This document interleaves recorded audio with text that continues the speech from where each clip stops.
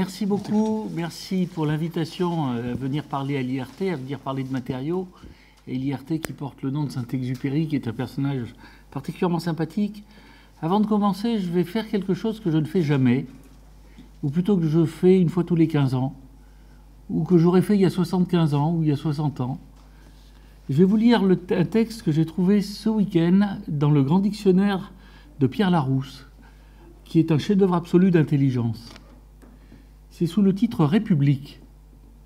La grandeur de la conception républicaine, son caractère essentiel, c'est que la chose publique est le patrimoine de tous les membres du corps social, sans distinction de classe, que tous sont citoyens et ont une destinée commune, dont chacun est solidaire, forme une association véritable, où chacun a des droits égaux et ne connaît d'autre autorité que la volonté générale librement exprimée, en un mot, que les principes fondamentaux en sont l'intérêt de la patrie, l'égalité légale, la justice et le droit.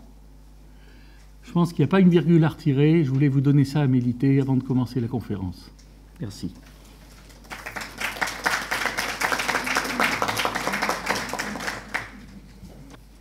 Alors l'exposé que je vais vous faire est un exposé un peu générique sur la science des matériaux. C'est une adaptation assez proche de la leçon inaugurale que j'avais faite au Collège de France, et qui essayait de présenter l'évolution de la science des matériaux depuis le matériau de rencontre jusqu'au matériau sur mesure. Alors surtout, ne lisez pas ce slide. Ce transparent est illisible, comme vous avez pu remarquer. C'est un calendrier des apparitions des matériaux. Vous avez tous remarqué que les matériaux donnent leur nom aux différentes ères de la civilisation humaine. Il est intéressant de penser qu'on aurait aussi pu décliner ces ères de la civilisation humaine en termes de sources d'énergie, parce que c'est les sources d'énergie qui nous rendent les matériaux disponibles. Mais une chose qui me semble très importante, c'est que les âges des matériaux qui apparaissent, les révolutions technologiques sont rendues possibles par le développement des matériaux et des ressources énergétiques. C'est le premier point. Et qu'on ajoute toujours au menu des matériaux. Ça n'est pas nécessairement à penser en termes de remplacement. Donc ça, c'était le premier point que je voulais faire. Alors le monde des matériaux, vous le connaissez tous, c'est essentiellement ce que nous dit la liaison chimique, ce que nous dit l'ordonnancement des atomes, et ce que nous disent les défauts dans cet ordonnancement. Et une fois qu'on a décliné ça en termes de liaison chimique, d'empilement d'atomes et de défauts dans l'empilement des atomes, on peut classer assez naturellement les matériaux en fonction de la façon dont ils échangent des électrons. Donc les métaux mettent les électrons en commun, les verres et les céramiques ont tendance soit à piquer l'électron du voisin, soit à en mettre en commun, mais les garder pour eux. Et les polymères ont plutôt tendance à garder les électrons en commun pour eux. Donc vous avez d'autres types de matériaux qui apparaissent, qui sont des matériaux composites, qui sont des mélanges, si vous voulez, et des mélanges assez intéressants, qui sont les mousses. Dans un certain nombre de laboratoires travaillent sur lesquels un certain nombre de laboratoires travaillent sur Toulouse. Les mousses, c'est un composite entre rien et de la matière. Puis vous avez les matériaux naturels que j'ai mis ici parce que j'y reviendrai à la fin, dans une évolution de la vision sur les matériaux, qui est de se dire, on peut réfléchir aux matériaux de l'ingénieur, mais aussi se demander quel est le mode de construction des matériaux de la nature, et est-ce que l'un ne pourrait pas apprendre de l'autre. Alors, the big picture que je voudrais vous montrer, c'est une évolution depuis la période de la préhistoire, essentiellement, le matériau de rencontre. On ramasse un bout d'os pareil, ça devient un matériau dès l'instant où vous décidez d'assommer votre voisin avec, mais vous l'avez trouvé par terre. Vous n'êtes pas dit, cet os sera nettement mieux que le bout de bois, ou ça vous allez le faire à l'usage, si j'ose dire. Alors vous allez avoir le matériau de rencontre, puis progressivement, vous allez passer à différents types de matériaux, vous allez essayer de les optimiser. Puis vous allez vous apercevoir que des matériaux optimisés ont un certain nombre d'avantages, d'inconvénients, et on va passer à l'ère des matériaux en compétition. Et je pense qu'on en est aujourd'hui arrivé à l'ère des matériaux sur mesure, c'est-à-dire des matériaux qu'on fabrique pour une application donnée. Et c'est cette grande évolution qui peut s'échelonner sur 5000 ans que je vais essayer de vous montrer.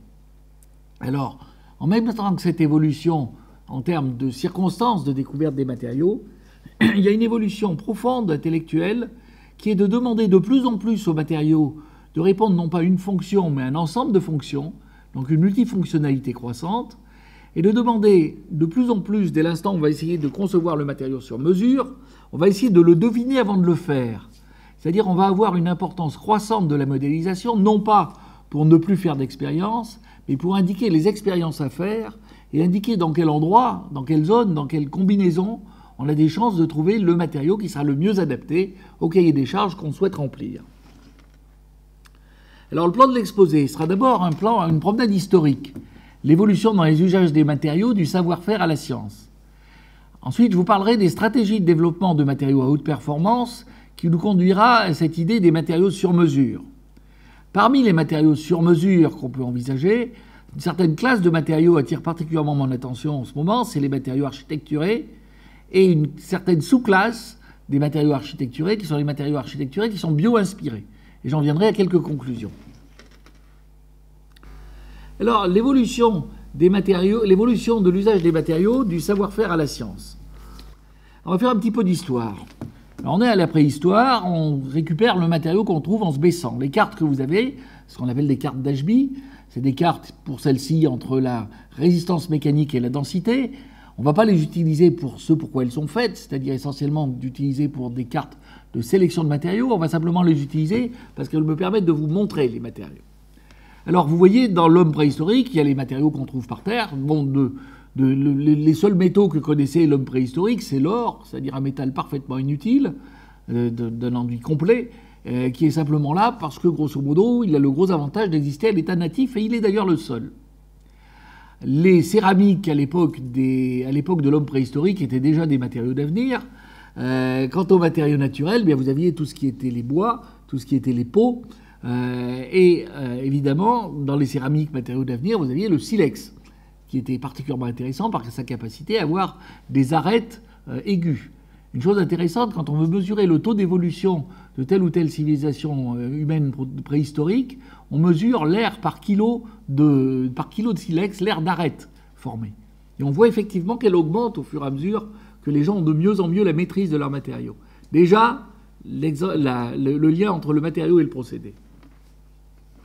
Alors l'époque romaine étaient les princes de la construction. Ils ont inventé des tas de choses du côté des bétons, des ciments, enfin des choses avoisinantes.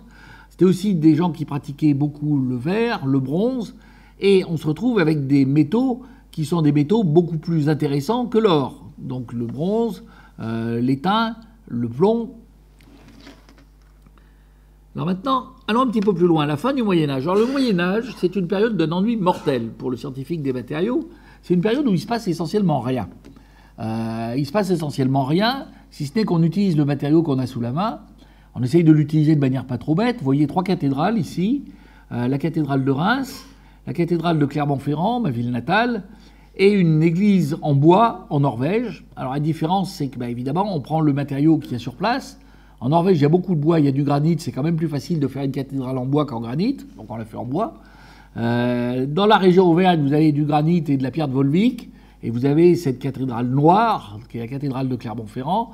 Et comme la pierre de Volvic est un vrai cauchemar à sculpter, eh bien les sculptures sur la cathédrale de Clermont-Ferrand sont un fruste à pleurer. Et puis vous avez la cathédrale de Reims, avec une pierre qui est particulièrement facile à sculpter. C'est ce qui vous vaut l'angeau sourire. L'angeau sourire est lié aux propriétés mécaniques de la pierre de la cathédrale de Reims, entre autres. Mais essentiellement, l'idée du Moyen-Âge, c'est on fait comme on peut avec ce qu'on a. Alors on peut faire très bien quand même. C'est-à-dire on apprend à utiliser le matériau, on apprend à faire des arcs-boutants, on apprend à construire et à guider les forces, mais on n'apprend pas vraiment de nouveaux matériaux.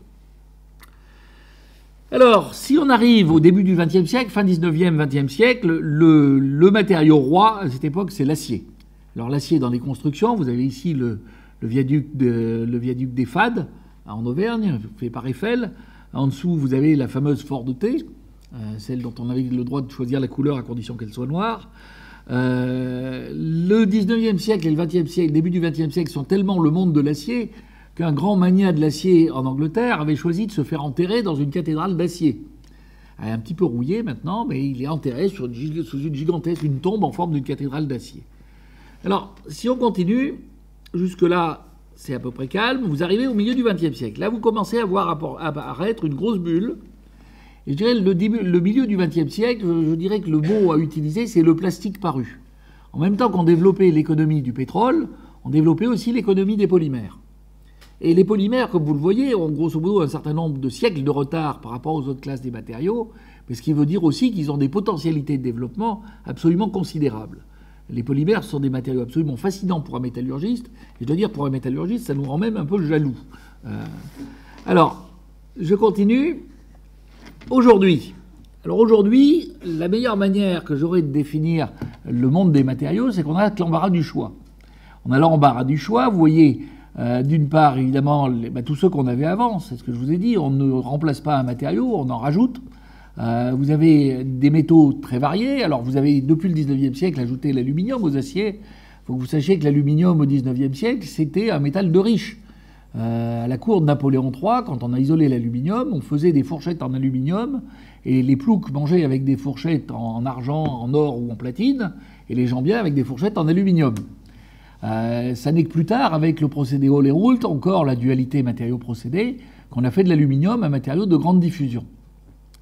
Alors Napoléon III avait une idée assez particulière de l'aluminium. Il disait que, comme c'était un métal léger, on pourrait faire les aigles de l'armée impériale en aluminium, et que ça nous donnerait un avantage absolument indéniable sur l'armée prussienne. Bon, l'histoire a prouvé que ce n'était pas totalement indéniable, cet avantage-là. Donc, vous voyez aussi apparaître des matériaux qui sont les matériaux mousse dont je vous ai parlé tout à l'heure. Essentiellement, les mousses, c'est quelque chose, ça faisait longtemps qu'on en faisait, mais elles se sont développées de manière massive depuis à peu près une 50aine d'années. Donc c'est une classe de matériaux qui est intéressante aussi en ce sens que vous avez la chimie, bien sûr, vous avez la microstructure et vous avez une variable continue qui est la densité, vous avez une autre variable continue qui est la dimension. C'est-à-dire que vous sentez que vous commencez vraiment à aller vers des matériaux dont vous sentez que vous allez pouvoir les faire sur mesure. Ceux d'entre vous qui font de la moto, vous avez un casque, j'espère. Dans le casque en question, vous avez des mousses de polyuréthane denses, qui sont celles qui vont absorber les chocs, et vous avez une mousse de polyuréthane légère, qui est celle qui va vous assurer le confort. Et là, vous êtes dans une situation où c'est exactement le même polymère, simplement on a fait des mousses différentes pour pouvoir remplir des fonctions différentes. Alors j'y reviendrai parce que c'est un peu emblématique du fait de fabriquer maintenant les matériaux sur mesure.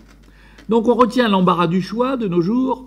Ça veut dire que la situation actuelle, c'est de 50 à 80 000 matériaux disponibles pour l'ingénieur, à peu près 3 000 procédés de fabrication et de mise en œuvre, une situation hautement compétitive entre les différentes classes de matériaux. Pensez simplement aux matériaux qui vous permettent de mettre un liquide rafraîchissant en bouteille.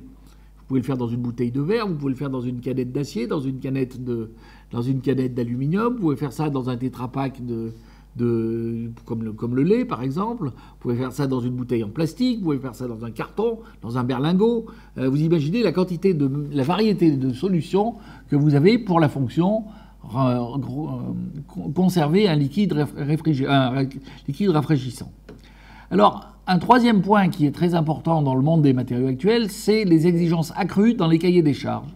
De plus en plus, on demande à un matériau non pas de répondre à une fonction, mais de répondre à un ensemble de fonctions.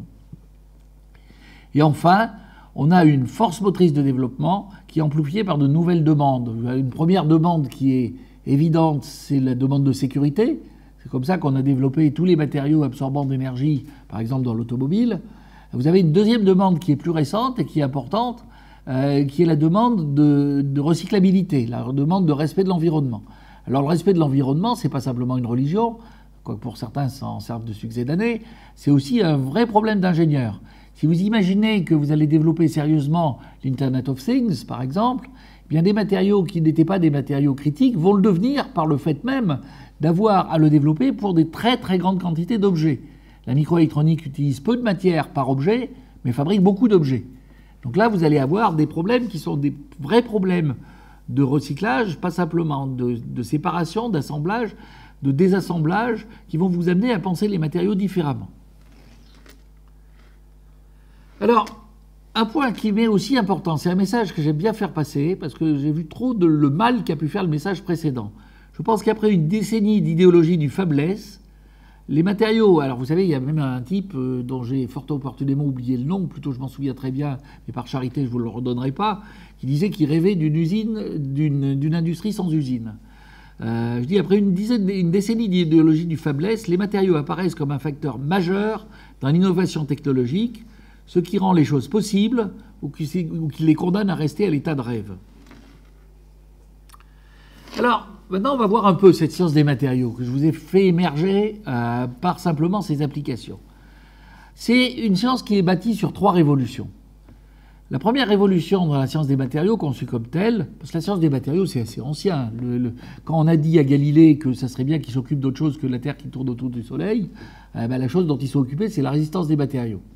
Maintenant, ce n'était pas encore la science des matériaux. Ça, on y revient plus tard. Quand Réaumur regardait les aciers, ce n'était pas encore la science des matériaux. Ce qui a construit la science des matériaux, c'est d'une part de comprendre le passage obligé par la microstructure pour comprendre et maîtriser les relations entre les procédés et les propriétés. Mon ami Olivier Boisy, il a une très jolie phrase pour les métallurgistes, il dit « c'est les seuls qui vendent ce qu'ils ne fabriquent pas ». Ils fabriquent de la microstructure et ils vendent des propriétés. Et en fait, toute l'astuce, c'est d'être capable de dire comment j'obtiens une microstructure et comment cette microstructure me contrôle les propriétés. Une deuxième idée révolutionnaire dans la science des matériaux, c'est le rôle central des défauts microscopiques dans le comportement macroscopique. Les matériaux sont juste comme les êtres humains, ils sont intéressants que parce qu'ils ont des défauts. Le troisième point, et ça c'est plus récent, mais je pense que c'est de plus en plus profond et ça le sera de plus en plus au fur et à mesure qu'on va fabriquer des matériaux sur mesure, c'est la valeur d'une approche comparatiste dans le choix et le développement des matériaux. Dans le choix des matériaux, c'est un état de fait. Quand on a à choisir des matériaux, on est obligé de les comparer, et de les comparer par une métrique qui dépend de l'application. Par contre, dans le développement des matériaux, le fait de les approcher de manière comparative, notamment d'approcher de manière comparative vis-à-vis de matériaux naturels, me semble quelque chose qui est une tendance très profonde de la science des matériaux. Alors, on va revenir faire un petit peu d'histoire. Un exemple que j'aime bien, alors je ne suis pas musicien, mais je suis mélomane. Un exemple que j'aime bien, c'est les alliages dont on fait les tuyaux d'orgue. Alors, c'est des alliages qui sont des mélanges d'étain et de plomb. Alors, l'étain et le plomb, on a rajouté, vous trouvez ça dans le traité de facture des tuyaux d'orgue de Don Bedos de Celles, on a rajouté de l'antimoine, et on a rajouté de l'antimoine au XVIIe siècle. Et on a rajouté de l'antimoine pour la raison suivante, c'est qu'on avait constaté empiriquement que les gros tuyaux d'orgue, alors je vous parle que des tuyaux d'orgue en métal, il y a peu de tuyaux d'orgue en métal, il y a beaucoup de tuyaux d'orgue en bois en fait, mais les tuyaux d'orgue de façade sont en métal. Ils sont en étain plomb parce que l'étain plomb, ça se met facilement en forme. On coulait l'étain plomb sur une toile de jute, on roule et on soude.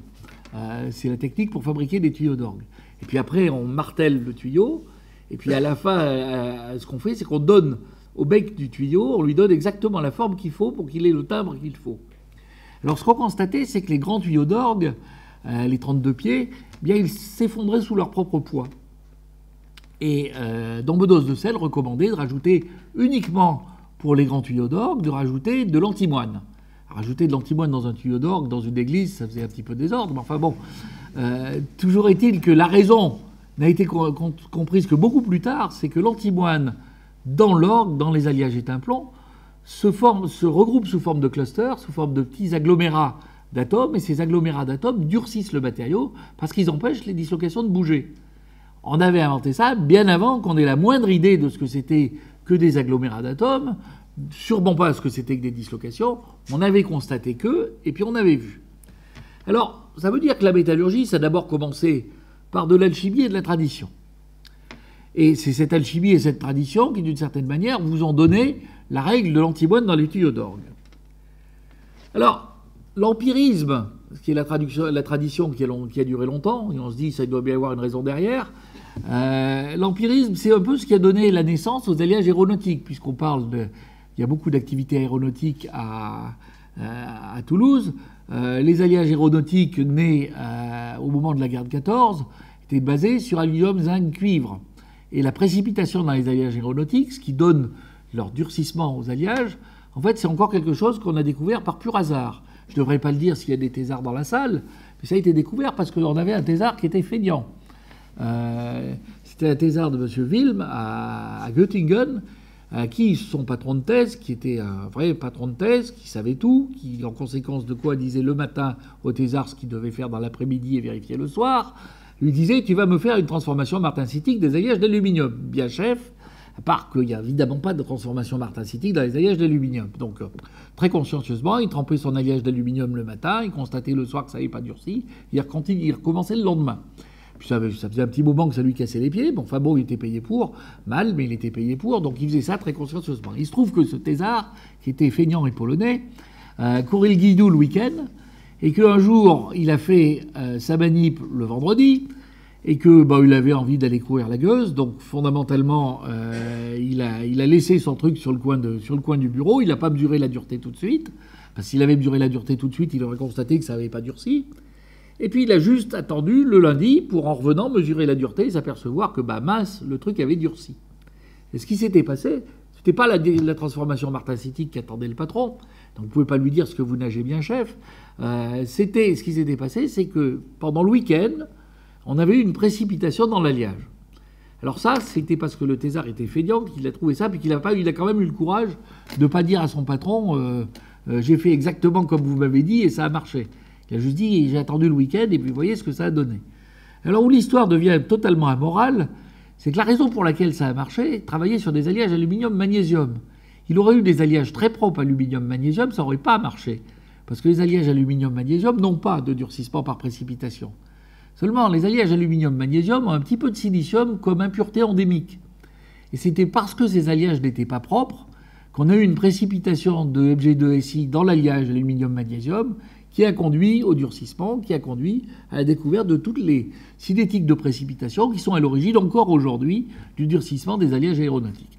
Alors n'en déduisez pas qu'il faut être feignant, mais en déduisez en tout cas qu'il faut être curieux et ouvert à toute chose inhabituelle dans les manips que vous pouvez faire.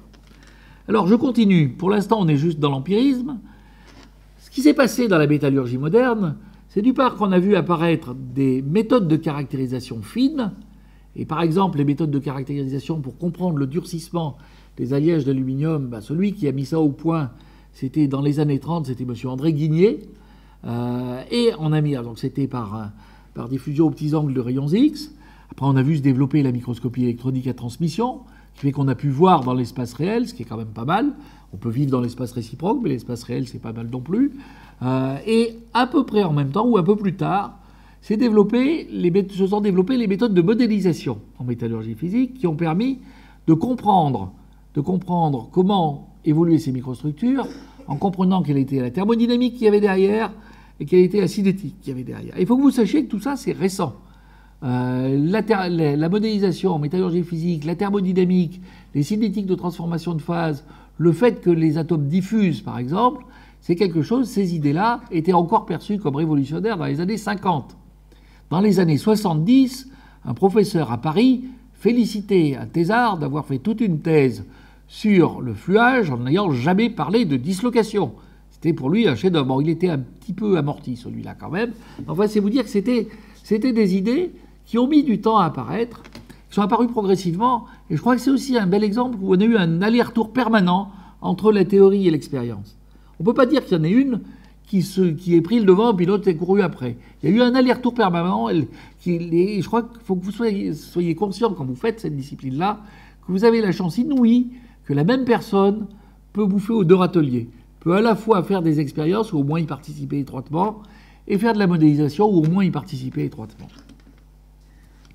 Alors, là, c'est l'explosion. Je vous ai parlé de la métallurgie, mais vous allez me dire, bon d'accord, c'est gentil votre histoire, mais vous nous avez parlé de sciences des matériaux.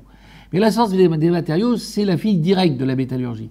Ça ne veut pas dire que les autres classes de matériaux ne sont pas importantes, ça veut dire que l'évolution, le développement des concepts qui ont été nécessaires à comprendre le comportement des matériaux sont issus de ce que j'ai appelé la métallurgie moderne. Alors vous avez une discipline qui finalement est par nature à la frontière entre, d'une part, les sciences fondamentales, d'autre part, les sciences appliquées. Elle est à la frontière entre la physique, la chimie et la mécanique. Moi, c'est même pour ça que j'ai choisi de faire ça. J'étais un foutu de choisir entre la physique, la chimie et la mécanique. Je me suis dit, les matériaux, c'est super. En plus, j'avais un prof de sciences des matériaux fabuleux. Donc, la science des matériaux, c'est une discipline à la frontière. C'est une discipline de passeur.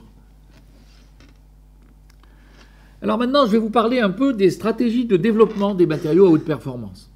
Alors d'abord, il n'y a pas de matériaux à basse performance. Il y a des matériaux qui rapportent bien à leur fonction. De la même manière, quand on parlait des matériaux intelligents, moi, j'ai jamais vu de matériaux idiots. Donc, un matériau à haute performance, c'est des matériaux qui remplissent bien leur fonction. C'est ça que je veux faire passer.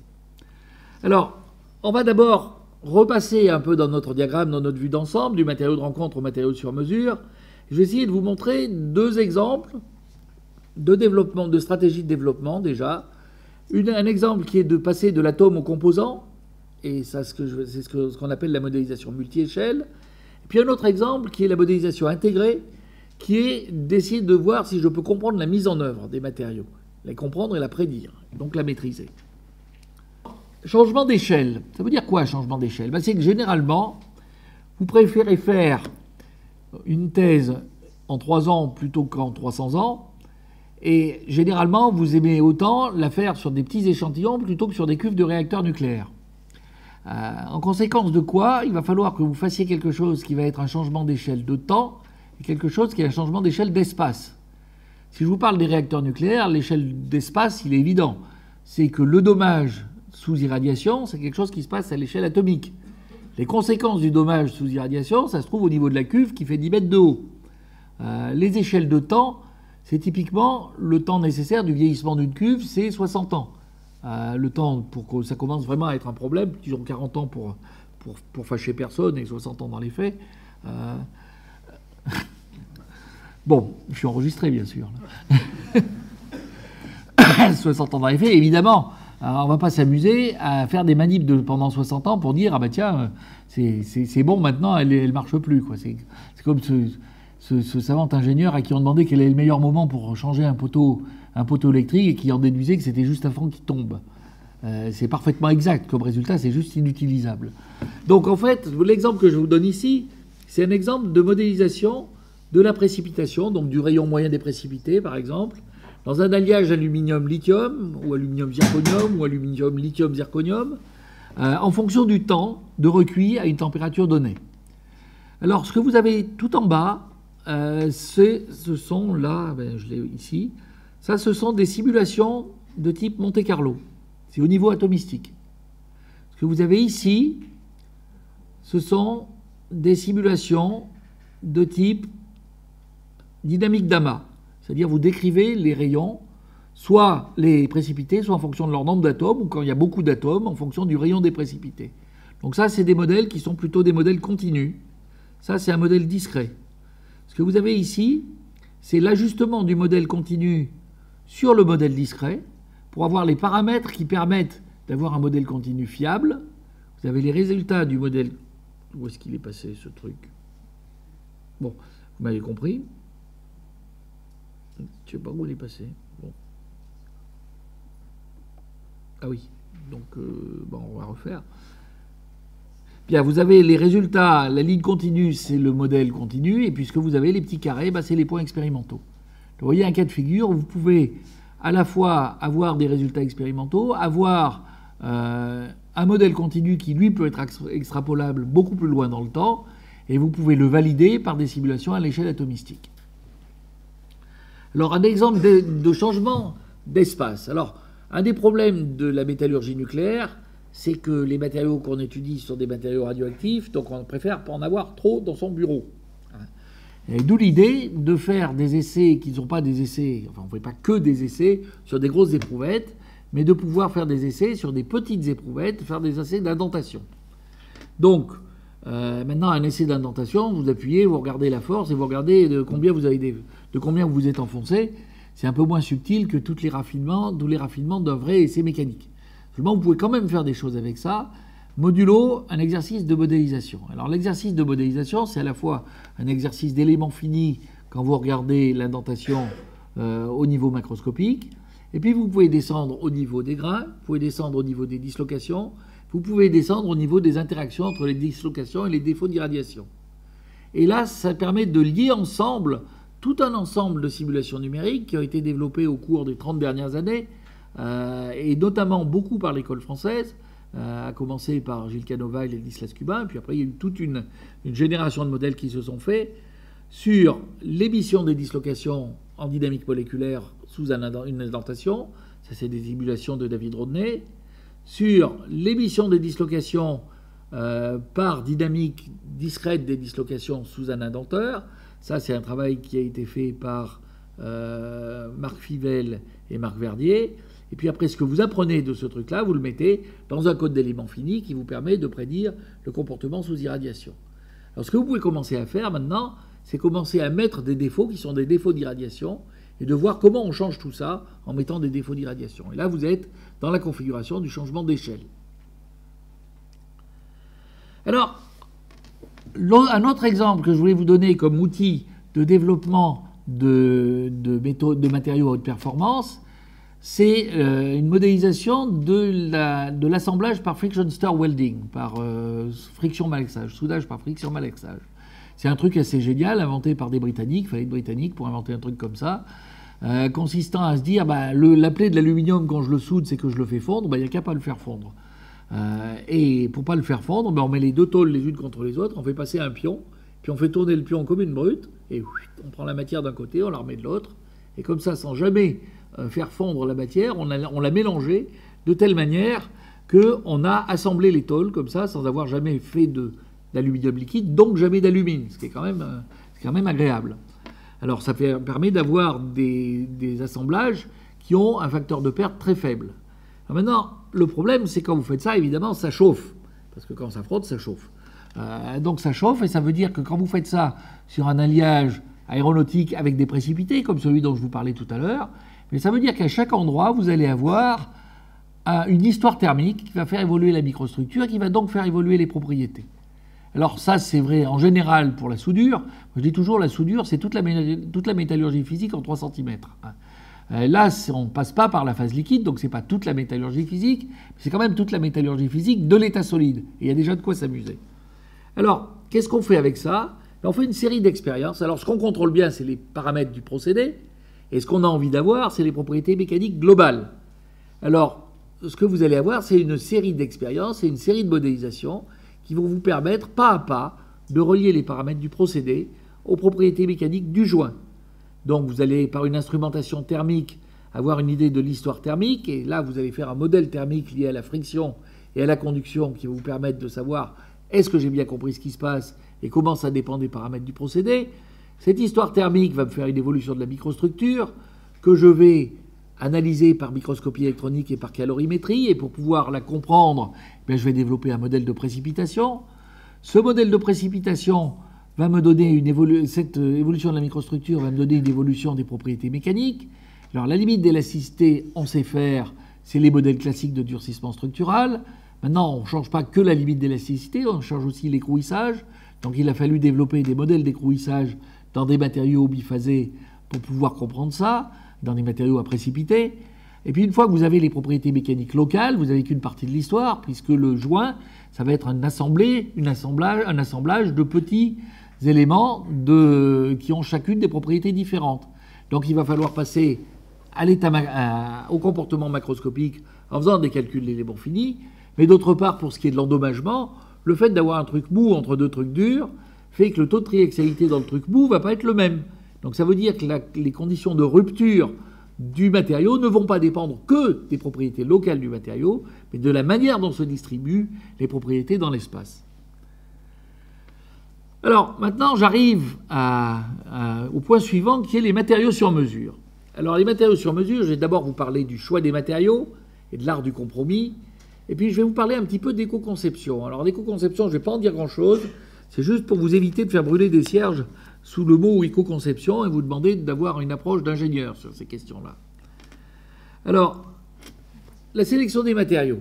Bon, compte tenu du temps, je ne vais pas vous en parler énormément. C'est essentiellement comme choisir un restaurant, quoi. Que ce soit choisir les matériaux, les procédés, les restaurants ou les fromages, c'est pareil. Vous avez d'abord une première étape qui est une étape de filtre. Vous dites, si je choisis un restaurant, je commence, par exemple, je vais choisir...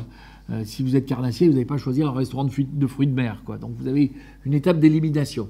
Après, dans tous les restaurants de viande, vous allez dire je peux aller à l'Hippopotamus ou je peux aller dans un restaurant super chouette où je fais le cassoulet du siècle. Enfin bon, je ne sais pas pourquoi je parle de cassoulet, mais donc vous allez avoir une étape qui va être une étape de classification. Puis après, vous avez une étape de documentation qui consiste à dire je vais aller voir si dans le restaurant en question les gens sont sympas. Ça n'aurait aucun sens de vous poser la question de savoir si les gens sont sympas pour aller dans un restaurant de fruits de mer, si ça vous donne des petits boutons de manger des fruits de mer. Donc vous vous posez cette question-là uniquement dans la dernière étape, quand vous avez à documenter les différentes possibilités. En plus, c'est pas facile de savoir si les gens sont sympas sans y aller. Eh bien, les matériaux, c'est pareil. Si vous dites, je vais faire un matériau je vais choisir un matériau pour un moteur d'avion, bah, vu les températures de fonctionnement, je peux tout de suite oublier tout ce qui est polymère. C'est même pas la peine d'y penser. Alors après, compte tenu des conditions de fonctionnement, des conditions d'environnement, de température, de pression, d'oxydation, eh bien, je vais avoir un certain nombre d'alliages qui tiennent ou qui tiennent pas. Je vais avoir un certain nombre de céramiques qui sont possibles ou non, suivant que j'admets ou pas tel ou tel critère de fragilité. Donc ça, c'est ce qui va me permettre d'avoir des matériaux qui sont filtrés par leurs propriétés. Et après, évidemment, comme l'avion, je préfère qu'il puisse décoller, je vais essayer d'avoir des matériaux qui, pour remplir la fonction, soient le plus léger possible. Donc ça veut dire que je vais avoir à mesurer la performance d'un matériau pour l'ensemble d'un objectif qui est la légèreté et d'une astreinte qui est sa tenue au fluage, par exemple. Et puis après, une fois que je vais avoir ces ensembles de choses, ben, je vais me dire, c'est bien joli ce matériau, mais est-ce que j'ai l'habitude de l'utiliser ? Et si je n'ai pas l'habitude de l'utiliser, je peux me dire, il va falloir que je recrute des compétences, etc. Même chose du côté des procédés. Vous allez vous dire, bah, il y a des procédés qui sont plus ou moins adaptés à tel ou tel type d'objet. Je vais dire, je ne vais pas faire la tour Eiffel en déposition en phase vapeur. C'est juste pas la peine. Donc là, je vais d'abord éliminer ça. Après, je vais classer les différents procédés en fonction de leur capacité à remplir leur fonction à coût minimal. Alors un exemple, c'est un exemple que j'aime bien, c'est les tailles-crayons. Si vous avez un taille-crayon, vous dites ma fonction c'est de tailler un crayon, le matériau pour tailler un crayon, le procédé pour tailler un crayon, vous pouvez vous dire, si j'ai juste un crayon à tailler, si j'ai juste un crayon à tailler, je prends un canif et je le taille. Si je suis dans un bureau et que je taille régulièrement des crayons, je peux investir dans un taille-crayon. Si je suis dans un bureau où il y a 10 personnes qui taillent des crayons, ça vaut le coup d'avoir un taille-crayon à manivelle. Ce serait un peu con de se balader toujours avec un taille-crayon à manivelle dans sa poche quand même, vous m'accorderez. Et fondamentalement, si je vends des crayons taillés, là j'ai franchement intérêt à avoir un robot qui taille les crayons. Bon, ben, ça veut dire que pour choisir entre différents procédés possibles, ce qui va vous permettre de choisir, ça va être le coût économique qui va être essentiellement un harmonieux mélange entre le coût d'investissement, le coût de fonctionnement, le coût d'amortissement. Et ça va dépendre des endroits, mais vous allez avoir comme ça un moyen de classer les procédés. Alors, ça a été, dans les dernières années, beaucoup développé sous forme de logiciels. Certains d'entre vous ont dû les voir passer. Il y a des logiciels qui sont des logiciels grand public, si j'ose dire, au moins grand public ingénieur, qui sont logiciels tout public. C'est les logiciels génériques, par exemple, de Cambridge. Alors, un des maîtres du domaine, ça a été évidemment Mike Ashby, c'est simple. Il a 25 ans d'avance sur tout le monde, tout le temps. Donc, ça, c'est pas très difficile. Et maintenant, vous avez aussi des logiciels qui sont des logiciels in-house, qui sont des logiciels des entreprises elles-mêmes. Et ça, évidemment, le logiciel des alliages de moulage qu'on avait développé avec Alcan, je ne vais sûrement pas vous le donner parce qu'il y a tout le savoir-faire de la maison Alcan qui est planqué dedans. Mais il n'empêche que c'est dans ces états d'esprit-là, c'est-à-dire d'avoir un filtre d'abord, puis un outil de classification par combinaison de propriétés ensuite, puis un outil de choix multicritères, qu'on développe ces outils de sélection de matériaux. Alors, là vous avez ici, je vous les montre juste, je vois que le temps passe, quelques indices de performance sur un avion de ligne, enfin de petite ligne. Vous avez un certain nombre de pièces qui sont conçues à masse minimale, et suivant qu'elles sont en traction, qu'elles sont en flexion, qu'elles sont conçues en rigidité ou qu'elles sont conçues en solidité, les combinaisons de propriétés qui mesurent la pertinence du matériau sont la limite d'élasticité divisée par la densité ou la puissance 1,5 du module divisée par la densité. Quand vous y regardez d'à peu près, ça ne vous dit pas quel matériau prendre, mais ça vous dit quel expert aller voir. Parce que si vous allez voir un expert des aciers et vous dire regardez à quel point le module d'élasticité de mon matériau est génial. Et si vous allez voir quelqu'un de l'aluminium, il va vous dire regardez comme la densité est belle. Et bien là, ce que vous avez, c'est une manière objective de dire qu'il y a la combinaison de ces deux propriétés qui me permet de cibler entre ces deux classes de matériaux. Alors c'est à ça qu'on utilise les cartes de sélection. Là vous avez le module en fonction de la densité et toutes les lignes, tous les matériaux qui sont sur la même ligne sont équiperformance. Donc ça c'est des matériaux qui sont également bons pour avoir une pièce en rigidité à masse minimale. Alors vous voyez, évidemment, vous allez vous apercevoir que le meilleur de ces matériaux-là, c'est le diamant, comme toujours. Et vous allez évidemment vous dire, je ne vais pas faire ma tige en diamant. D'abord, je ne sais pas le faire. Et en plus, ça va être trop cher. Donc ça veut dire que ces outils-là sont des outils qui vont vous permettre de poser les bonnes questions. Ce n'est pas des outils où vous rentrez un cahier des charges d'un côté et vous sortez une solution unique de l'autre. Alors voilà, si on a maintenant une pièce, une barre en flexion, si on a une plaque en flexion. Alors, un petit peu d'éco-conception. Éco-conception, je vous dis, faites pas brûler des cierges, c'est tout simple.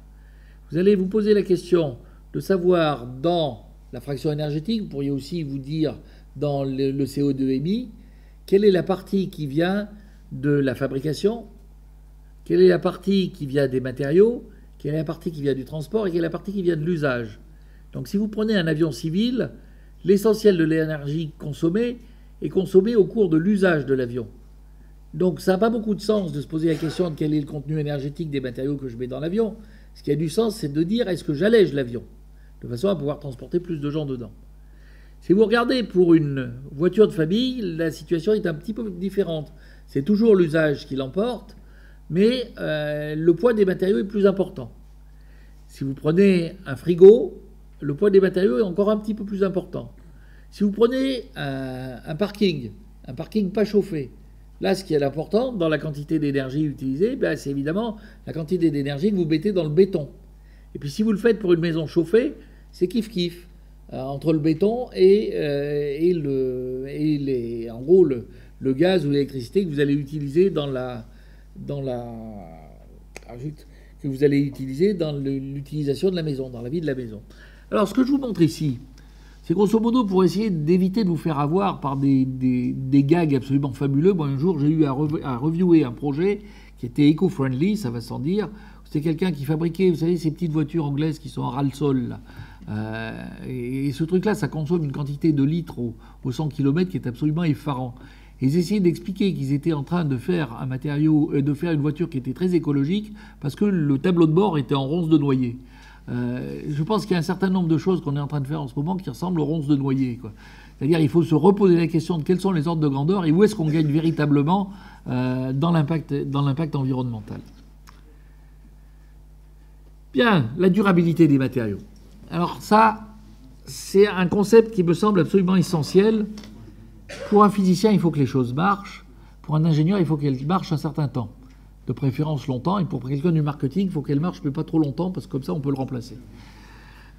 Donc la durabilité, pour tout le monde, est importante, mais elle n'a pas forcément le même poids. Alors la durabilité des matériaux, un exemple que vous connaissez bien ici, et je vais le donner parce que c'est un peu une leçon de modestie pour les gens qui font des matériaux, c'est les hommes de turbine, les réacteurs aéronautiques. Donc ce qu'on a constaté, alors évidemment c'est quand même un environnement qui est particulièrement pas sympathique. L'environnement des moteurs aéronautiques, c'est chaud, c'est agressif chimiquement, et c'est fortement sollicité mécaniquement. Alors on a développé des matériaux pour ça, et on a développé toute une gamme de matériaux. Et là, ce que vous avez ici, c'est l'évolution des matériaux au cours des 50 dernières années, grosso modo, et la température de fonctionnement autorisée pour que le matériau puisse tenir 1000 heures sous 137 mégapascales. Donc c'est typiquement un cahier des charges d'homme de turbine, ça. Alors vous voyez qu'on est passé d'alliage de corroyage à des alliages de moulage, puis à des alliages de moulage à solidification directionnelle, puis à des alliages monocristallins. Les monocristallins, c'est quand même assez extraordinaire. Vous réussissez à faire des pièces qui sont superbement vrillées. Enfin, c'est très très beau, une homme de turbine en monocristal. Donc chapeau l'artiste quand on réussit à faire ça. À part que, si vous regardez l'évolution de la température de fonctionnement du moteur, parce que franchement, vous en fichez de la température du matériau. On s'en bat l'œil. Ce qui nous intéresse, c'est à quelle température fonctionne le moteur. C'est ça que nous demande M. Carnot pour savoir si la machine thermique fonctionne. Mais vous regardez l'évolution de la température de fonctionnement des moteurs, mais vous apercevez que, grosso modo, on a effectivement une évolution de cette température grâce aux matériaux qui ont été développés. Mais par contre, ce qui a permis vraiment d'augmenter la température de fonctionnement jusqu'à 1800 K, c'est quand même pas rien. C'est-à-dire, grosso modo, vous passez de 1300 à 1800 K, 500 Kelvin, en jouant non pas sur les matériaux, mais sur leur mise en œuvre, sur le fait d'avoir des canaux de refroidissement, sur le fait d'avoir des barrières thermiques. Donc je pense que ça, c'est aussi une leçon qui est très importante. C'est faire des matériaux à haute performance, c'est-à-dire qui répondent bien à leurs fonctions. C'est aussi faire des matériaux dont on maîtrise pleinement et l'élaboration et la mise en œuvre. Et que découpler toutes ces choses-là, comme on a toujours eu tendance à le faire parce que c'est plus facile pour l'enseigner, est quelque chose qui nous prive d'un atout majeur de performance. Alors, les conditions extrêmes. Les conditions extrêmes, je vais quand même vous parler un petit peu de matériaux nucléaires quand même, si vous payez pour ça. Donc. Alors, les matériaux nucléaires, bon, la métallurgie nucléaire, ça peut vous occuper des générations de métallurgistes, c'est un vrai bonheur. Parce que essentiellement, ce qui se passe, c'est qu'on perturbe l'ordre atomique de la matière, on modifie la chimie et on modifie le transport. Donc une fois que vous avez fait tout ça, vous comprenez que le matériau il est un petit peu secoué quand même. Donc on est en train de secouer les bases fondamentales du comportement des matériaux. On perturbe l'ordre atomique parce qu'on crée des défauts, on crée des lacunes, on crée des interstitiels, ils ont tendance à s'agglomérer, ils font des boucles de dislocation, tout ça, ça durcit, enfin bon. Vous modifiez la chimie, parce que de temps en temps, vous payez le luxe de transmuter les éléments. Alors ça donne des trucs rigolos, par exemple, à l'ILL, à Grenoble, il y avait une grille qui était en aluminium-magnésium, qui s'est retrouvée en aluminium-magnésium avec un chouïa de silicium, parce que l'aluminium a été transformé en silicium. Et même chose que ce que je vous racontais tout à l'heure, aluminium-magnésium, c'est bien, il ne vieillit pas. Aluminium-magnésium-silicium, manque de bol, il vieillit, il se fragilise sous contrainte, et on a un magnifique cas de corrosion qui fait qu'on a 2 bouts de grille au fond de la piscine et que c'est très embêtant. Et on modifie le transport des atomes, parce que c'est comme quand vous voyez un chien dans un jeu de quilles, je veux dire, les quilles elles bougent, vous envoyez un neutron dans un cristal, vous créez tellement de défauts ponctuels, sans parler du fait que vous tapez dans le tas, que vous allez considérablement accélérer tous les mécanismes de transport. Alors c'est une science qui est multi-échelle, puisqu'on fait le dommage à l'échelle de l'atome et les conséquences sont à l'échelle de la structure. Et l'échelle de temps, elle est présente de manière évidente, parce que le dommage se trouve au niveau de la picoseconde, et l'échelle peut se trouver au niveau de la décennie, voire quand vous considérez les déchets radioactifs, les verres de stockage, vous arrivez à l'échelle du millénaire. Donc là, vous êtes dans... Alors clairement, une thèse qui durerait 1000 ans, je demande les volontaires. Donc, dans ce domaine-là, les simulations numériques et des simulations numériques qui s'appuient sur des bases physiques sont absolument essentielles. Alors, c'est un vrai défi, parce que vous avez tout. Vous avez la sollicitation mécanique, l'irradiation, la température, le milieu. Vous avez du fluage d'irradiation. Et puis alors, l'apothéose, c'est ce qu'il y a juste au milieu, là. C'est la corrosion sous contrainte assistée par l'irradiation. Ça, c'est un vrai bonheur, et je crois que ça occupera les métallurgistes pendant les 50 ans à venir. Il n'y a qu'un truc qui soit pire, c'est la tribocorrosion sous contrainte assistée par l'irradiation. Là, c'est le coup de pompon. Alors, j'arrive à mon dernier exemple, les matériaux architecturés aux matériaux bio-inspirés. Dernière classe d'exemples. Alors, c'est quoi les matériaux architecturés ? Grosso modo, si on fait un peu le panorama des échelles, cette fois-ci, au niveau de la microstructure, au niveau du micron et en dessous, les métallurgistes, les physiciens ont énormément travaillé, et justement pour contrôler les microstructures, l'influence qu'elles ont sur les propriétés, etc. Si on regarde au niveau macroscopique, les mécaniciens, et en particulier dans l'aéronautique et en particulier dans les années 50, ont développé tout un ensemble de formes de géométrie dans les superstructures, et notamment pour l'allègement des structures, qui est absolument délicieux d'astuces. Prendre un bouquin de construction aéronautique des années 50, c'est juste fantastique. Vous avez une quantité de raidisseurs, de chapeaux, de machins, de trucs et de bidules, on se demande où ils sont allés chercher tout ça. Et en fait, quand vous y réfléchissez un peu, il y a une espèce de no man's land qui se trouve entre le millimètre et le centimètre, à quelque chose près. C'est ce que j'appelle les millimatériaux, pour faire enrager mes copains physiciens. C'est une échelle où finalement, on peut avoir une microstructure qui n'est pas si différente de l'échelle du composant. Alors, j'appelle ça des millimatériaux, mais c'est la même problématique qui se retrouve dans la microélectronique. Dans la microélectronique, vous vous trouvez avec des situations où la taille des grains ou les distances entre dislocations sont tout à fait de l'ordre de grandeur de la taille des canaux, des canaux des interconnexions, par exemple. Donc en fait, cette microstructure qui est comparable à l'échelle de l'objet, à l'échelle du composant, vous force à penser les choses différemment. Elle vous force à penser les choses en se disant que la géométrie devient quelque chose d'indispensable, parce que dès l'instant où les conditions limites ne sont pas loin, mais à côté, la géométrie devient importante. Vous pouvez vous dire qu'a priori, la microstructure peut elle-même être homogénéisée, elle peut elle-même être hétérogène, vous pouvez avoir des gradients de microstructure. Vous pouvez vous amuser à faire des géométries qui sont plus ou moins avec des vides. Vous pouvez faire des réseaux, vous pouvez faire des mousses, vous pouvez faire des feutres. Donc tout cet ensemble-là, c'est ce que j'appelle les millimatériaux ou les matériaux architecturés. Alors, voilà quelques exemples. Voilà. Alors, quelques exemples maintenant concrets de ça. Voilà un premier exemple sur des aciers à gradient qu'on obtient par décarburation. On prenait un acier martensitique, ça casse quand on le regarde, ce machin-là, pour peu qu'il ne soit pas propre. Ça vous suffit qu'il y ait une rayure dessus, hein, la petite fissure qu'il y a dessus, pouf, elle se propage. Maintenant, si vous avez le bon goût de décarburer la surface du truc, vous allez vous faire une couche, pourvu qu'elle soit assez mince, une couche molle. Et cette couche molle est une couche qui va vous permettre d'émousser toutes les fissures qui sont à la surface, donc elles ne seront plus critiques. Et pour peu que vous ayez un matériau de haute qualité inclusionnaire, c'est-à-dire que vous n'ayez pas de défaut d'inclusion à l'intérieur, vous avez un matériau qui a à la fois une haute limite d'élasticité, mais aussi un matériau qui a une grande résistance à la propagation des fissures, parce que les fissures, on les émousse dès le départ. Alors évidemment, il ne faut pas vous amuser à mettre un train de scie dedans, parce que là, ça marche beaucoup moins bien. Donc voilà un premier exemple. Alors cet exemple-là, je vous l'ai donné parce que c'est finalement très simple, c'est juste décarburer. C'est-à-dire vous prenez un acier au carbone, et vous le mettez dans un four avec un flux d'argon hydrogéné. Alors c'est plus facile à dire qu'à faire ce truc-là, mais c'est pas un truc archi sophistiqué. Voilà un autre exemple que j'aime bien, c'est la réduction du bruit des avions. La réduction du bruit des avions, vous pouvez vous dire, si je veux absorber le bruit, alors j'ai plusieurs, si je veux réduire le bruit des avions, je peux me débrouiller pour qu'ils ne sortent pas. Donc une première solution, c'est de ne pas démarrer l'avion. Et une deuxième solution, c'est de mettre une grosse couche de granit autour des moteurs d'avion, ce qui revient à ne pas démarrer l'avion. Il y a une troisième solution qui est de se dire, essayons d'être un peu moins bovin. Le son, c'est quoi? C'est une onde de pression dans un gaz. Donc il suffit que cette onde de pression passe dans un matériau poreux et dissipe cette onde de pression dans ce matériau poreux. Donc il faut que ce soit un poreux qui soit... simplement parce que pour que ça rentre dans un matériau, il faut que l'impédance acoustique soit du même ordre de grandeur que l'impédance acoustique de l'air. Donc vous faites rentrer votre onde de pression dans le matériau poreux, il faut donc que ça soit un matériau à porosité ouverte. Seulement, manque de bol, c'est que les bons matériaux cellulaires, qui ont des bonnes propriétés mécaniques, c'est des matériaux à porosité fermée. Vous allez dire qu'à cela ne tienne, je vais faire une porosité ouverte et fermée. Ce que vous avez à gauche, c'est la version du théoricien, et ce que vous avez à droite, c'est la version de l'industriel. Donc c'est des matériaux fabriqués par Plantzé.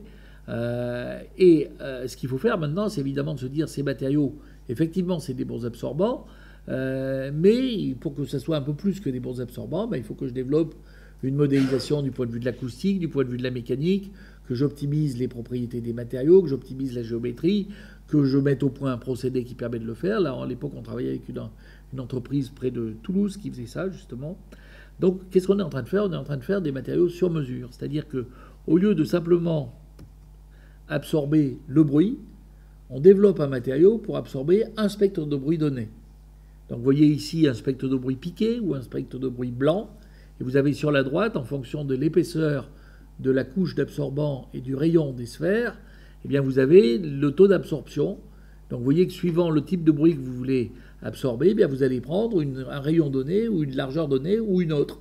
Donc vous pouvez concevoir votre matériau, mais là vous concevez en même temps le composant pour avoir une absorption idéale pour un type de bruit donné. Alors celui-là, je vais le passer assez rapidement, les laines d'acier. Voilà. Celui dont je voudrais vous parler pour finir, c'est un exemple qui est dû à des collègues belges que je trouve très très joli, qui est un exemple d'absorbeur électromagnétique. Donc c'est l'université de Louvain-la-Neuve qui a fabriqué cette chose-là. Alors l'idée, il y a un truc qui est on veut faire un absorbant pour éviter que les ondes électromagnétiques rentrent à l'intérieur dedans. Donc on veut que ça absorbe l'onde électromagnétique. Alors on commence par avoir un truc bien topin. On écrit une onde électromagnétique, on écrit les conditions de transfert, et on mouline le truc, et puis on arrive avec des formules énormes, et puis on est tout content, et puis on se dit, voilà, il n'y a plus qu'à choisir le matériau pour faire ça. Donc vous avez ici votre formule, vous y allez bovidement, vous allez sur votre base de données matériaux, et vous arrivez pile poil, comme d'habitude, au fait que l'endroit où vous cherchez un matériau, c'est pile poil l'endroit où il n'y en a pas. C'est toujours comme ça. C'est toujours comme ça. Je pense qu'il faut avoir une profonde résistance à la schizophrénie ou à la paranoïa pour être ingénieur matériaux. Donc, on constate, manque de bol, il n'y en a pas. Alors, il n'y en a pas. Alors, s'il y en avait un qui voulait bien, c'était le cuir. Mais manque de bol, on s'est aperçu que le cuir en question, ben, c'est que les propriétés dans la base de données n'étaient pas bonnes. Donc, le seul qui voulait bien marcher, il était juste... Alors, je vous dis, parano. Alors, qu'est-ce qu'on fait? Ben, finalement, on va essayer de fabriquer des matériaux à partir de ceux qui existent. Donc, les polymères, ils étaient bien pour ce qui est de la constante diélectrique, mais ils n'étaient pas bien pour ce qui est de la conductivité. Donc, ce qu'on va faire, c'est qu'on va les aider à être conducteurs. Et pour les aider à être conducteurs, on va mettre dedans des nanotubes de carbone. Puis une fois qu'on a fait ça, alors évidemment, on arrive à avoir des bons matériaux vis-à-vis de la conductivité, mais manque de bol, ils sont plus bons vis-à-vis des propriétés diélectriques. Donc, qu'à cela ne tienne, je vais faire des mousses. Donc, je bulle à l'intérieur. Paf, je descends le matériau. Donc, le schéma que je suis en train de vous montrer, c'est un schéma intellectuel pour faire un matériau qui n'existait pas. Donc, on mousse après avoir mis des nanotubes de carbone. OK? Alors ça, jusque-là, c'est sympathique. On se dit, il y a des chances que ça marche. Et puis, alors c'est plus facile. Comme d'habitude, les théoriciens ont toujours des idées géniales. Et puis après, il faut le faire. Il y a le faut le faire qui vient après. Enfin bon, toujours est-il qu'il faut mettre ça dans un sandwich pour que ça tienne. Quand vous mettez ça entre deux tranches de... Quand vous mettez du beurre entre deux tranches de pain, ben, ça s'écrase. Donc ça veut dire qu'il faut mettre quelque chose qui tient tout ça ensemble à peu près bien. Donc on met ça dans un sandwich avec un nid d'abeille. Et le sandwich avec le... Alors là, je vous passe les détails du style, est-ce qu'il faut enfoncer le nid d'abeille dans le truc déjà moussé, ou est-ce qu'il faut mettre le polymère dedans et le faire mousser après avoir mis le nid d'abeille? Enfin bon, je vous passe les détails. Ça se fait, on fait la mesure. Et alors là, Polysmoke, c'est le genre de truc, quand ça arrive, c'est l'euphorie totale. On s'aperçoit que les propriétés mesurées sont grosso modo d'un facteur 5 au-dessus des propriétés attendues. Ça, c'est pas courant. Hein. Généralement, c'est l'inverse. Donc, les propriétés sont d'un facteur 5 au-dessus des propriétés attendues. Et alors là, l'idée qui est vachement jolie, c'est qu'en fait, et ça pouvait être fait que parce que les gens qui faisaient ça, il y avait un mécanicien qui avait dit il faut faire un nid d'abeille. Il y avait un polymériste qui dit je sais faire mousser le polymère. Il y avait un gars des matériaux qui dit moi, si je mets des nanotubes de carbone, je vais augmenter la conductivité. Et il y avait une spécialiste d'électromagnétisme qui a dit mais ça je connais, c'est un guide d'onde. Donc en fait, ce qui s'est passé, c'est qu'ils ont eu le bol de faire ça avec un nid d'abeille en alu et pas avec un nid d'abeille en Nomex. Et que le nid d'abeille en alu sert de guide d'onde, et en conséquence de quoi, cet effet guide d'onde vous permet d'expliquer complètement comment vous absorbez beaucoup plus que vous n'auriez absorbé simplement avec le sandwich tout pur. Bien, alors, je vais terminer. Alors, il me reste combien de temps pour terminer? 5 minutes. Bon, je vais terminer par quelques défis et promesses. L'idée de ces matériaux architecturés, je pense que c'est un nouveau paradigme qui va au-delà de la distinction entre les matériaux de structure et les matériaux fonctionnels, qui va au-delà de la distinction entre matériaux et composants, et qui va au-delà de l'identification entre la performance et la propriété. C'est un domaine qui est ouvert. C'est un domaine, il faut imaginer des outils d'optimisation des formes, il faut imaginer des outils de co-sélection des matériaux, et surtout, un point qui est essentiel, il faut imaginer des outils, toute une ingénierie des interfaces hétéromatériaux. Et ça, c'est quelque chose qui est à développer, qui est à faire, qui existe partiellement, mais il faut qu'on fasse un effort vis-à-vis des interfaces comparable à celui qu'on a fait vis-à-vis des propriétés de volume. Alors, c'est un champ expérimental à découvrir, en termes de procédés déjà. Il y a des procédés top-down et des procédés bottom-up. Les chimistes des solides ont toujours tendance à construire à partir des atomes. C'est normal, ils adorent les atomes. Le problème, c'est que les atomes, ça pousse pas vite, quoi. Les métallurgistes disent, bon, écoutez, passez-moi tout ça dans le laminoir, ça marchera mieux, quoi. Je pense qu'il faut qu'on essaye de réfléchir à des procédés de fabrication des matériaux pour pas cher. Sinon, ces matériaux resteront des curiosités de laboratoire. Et je pense qu'essentiellement pour des applications de masse ou pour des applications de structure, avec des inclusions fonctionnelles, il faut penser à des procédés top-down et donc à tout problème de l'ingénierie des interfaces. Parce que quand vous faites pousser des trucs atome par atome, vous avez beaucoup plus de chances d'avoir une interface qui est bien. Quand vous y allez à partir du haut, vous êtes en train de forcer de marier la carpe et le lapin. Ça ne marche pas toujours très bien. C'est pas, tester le matériau, un cas qui est important, un problème qui est important, et les techniques de contrôle non destructif. Alors, maintenant, il y a un certain nombre d'avancées conceptuelles à attendre. Quelle mécanique des milieux continus doit-on développer pour un matériau architecturé? Quand on fait des multi-architectures, c'est-à-dire qu'on a plusieurs niveaux d'architecture, ça va m'amener à la question du biomimétisme, parce que la nature, c'est juste exactement ce qu'elle fait. Puis on peut aussi se poser la question de développer des actuateurs et des capteurs en termes de matériaux architecturés. Donc c'est une nouvelle stratégie pour essayer de réaliser des matériaux sur mesure. Alors ça m'amène au dernier point, ça sera la conclusion de mon exposé, sur les matériaux bio-inspirés. Alors quand un ingénieur fabrique un truc, c'est les formes qui sont toutes identiques. Voilà l'effort de thé que j'aime tant. Voilà un champ de tournesol. La différence, c'est que l'un a des formes identiques, l'autre a le même code. Donc il y en a un qui reproduit exactement un plan et l'autre qui reproduit précisément des règles. Donc ça, c'est une première différence. Alors, si vous faites un parallèle entre ce que vous voyez quand vous observez la nature et ce que vous faites quand vous êtes un ingénieur, la nature a très peu de briques élémentaires. On est simplement limité par les températures d'élaboration. Quand vous êtes au-dessus de 42 degrés, vous savez que ça marche beaucoup moins bien. Donc déjà, vous avez des outils d'élaboration qui sont limités.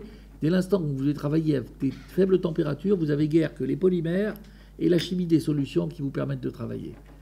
Mais par contre, la nature a une infinité d'architectures et beaucoup d'architectures poreuses et d'architectures fibreuses.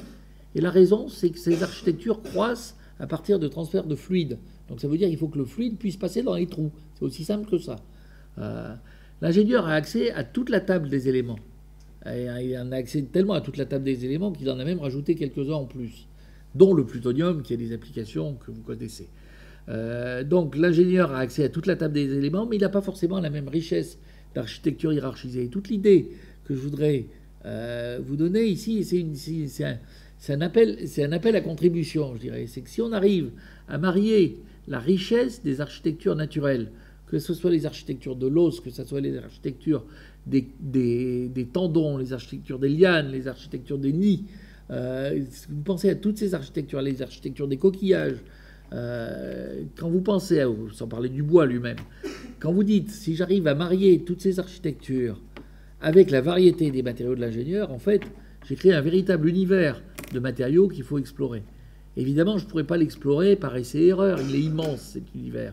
Donc c'est là que ça devient de plus en plus important, à la fois de regarder les choses et d'essayer non pas de les copier, mais de s'en inspirer, et aussi d'utiliser des outils de modélisation qui vous permettent d'explorer les endroits où les solutions sont potentiellement intéressantes. Donc ça veut dire que, surtout, par pitié, n'essayez pas d'imiter la nature. Si vous imitez la nature, vous ferez exactement ce qu'ont fait les premiers aéronautes quand ils imitaient les oiseaux. Ils se sont cassés la figure. On a réussi à faire des avions quand on a arrêté d'imiter les oiseaux, quand on a arrêté de demander aux avions de battre des ailes. C'est juste à ce moment-là qu'on a réussi à faire des avions. Et si vous regardez dans la nature, je vous mets au défi de trouver une roue. Et simplement, on n'en a pas besoin. On a besoin d'une roue quand on a un terrain plat pour avancer. Ça n'a aucun intérêt d'avoir une roue quand vous êtes dans un endroit qui est complètement chahuté. Donc, n'imaginez pas qu'il faille copier la nature. Mais par contre, vous pouvez en adapter les principes. Vous pouvez vous dire, qu'est-ce qui fait que les matériaux naturels sont aussi tolérants aux dommages? C'est que tous les matériaux fragiles qu'il y a dans les matériaux naturels sont à taille extrêmement réduite. Et dès l'instant où vous prenez un matériau fragile et que vous en réduisez la taille à des échelles qui sont nanométriques ou d'une dizaine de nanomètres, il n'est plus fragile. Quand vous avez des interfaces dans la nature, ce sont des interfaces qui sont diffuses et pas des interfaces qui sont strictes. Donc essayons de réfléchir à développer des interfaces diffuses dans les matériaux de l'ingénieur. Un autre exemple, c'est que les architectures naturelles sont des architectures hiérarchiques. Les travaux de Wang Gao montrent assez clairement qu'en ayant une hiérarchie des architectures, on augmente considérablement la tolérance aux dommages et la propagation de fissures. Si on continue, un autre exemple, alors là, on ne rentre pas complètement dans le rêve parce que ça commence à apparaître, c'est l'idée des processus autoguérissants. Il y a des processus autoguérissants dans des composites base céramique. Il y en a récemment qui ont été mis en évidence dans les élastomères, c'est les travaux de Leibler. Il y a toutes des équipes dans les Pays-Bas qui travaillent sur ces choses-là. Il y a énormément de choses à faire du côté de matériaux où on peut construire en même temps que leur endommagement un mécanisme de guérissement qui est sur la même échelle de temps. Donc je pense que c'est autant de pistes qui sont des pistes d'amélioration de matériaux à haute performance. Évidemment, la question qu'on doit se poser, c'est comment je peux en faire beaucoup pour pas cher. Alors j'arrive à mes conclusions. Est-ce que c'est une science à utiliser ou une science à construire? Je dirais qu'il y a 3 stratégies qui apparaissent assez naturellement pour améliorer la performance des matériaux. On peut jouer sur les microstructures, on peut jouer sur les architectures et on peut jouer sur les combinaisons. Il y a de très très nombreux problèmes ouverts, des problèmes fondamentaux sur les couplages thermodynamiques cinétiques à des interfaces mobiles, sur des comportements solides maintenus loin de l'équilibre, sur des couplages chimie-mécaniques, sur la physico-chimie des interfaces, sur la mécanique des enchevêtrés, la mécanique des milieux continus des échelles intermédiaires. Je veux dire, je pourrais en faire 10 pages de défis scientifiques profonds qui sont associés à ces développements. Maintenant, ce qui me semble essentiel, c'est de trouver le bon niveau de complexité dans la description des phénomènes. Et pour terminer, je citerai d'abord Paul Valéry, qui disait « Ce qui est simple est faux et ce qui est compliqué est inutilisable ». Je pense que c'est une phrase de sagesse qui est extrêmement utile quand on regarde des choses aussi complexes que les matériaux.